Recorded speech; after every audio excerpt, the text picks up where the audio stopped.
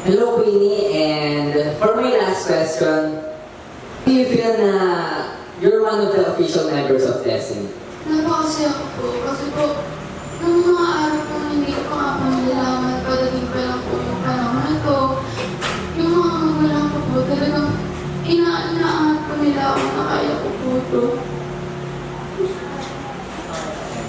Okay lang yan. And for my last question, ready ka na ba kasi syempre tinuruan kayo ng Star Horizon to be able to dance, sing, and syempre to socialize with others. So ngayon naman, dahil official members na kayo ng Destiny, it's common na magkakaroon kayo ng mga events, ng mga mall shows. So do you think you're confident enough to face those kinds of events and syempre to showcase your skills in front of many people? Yes po.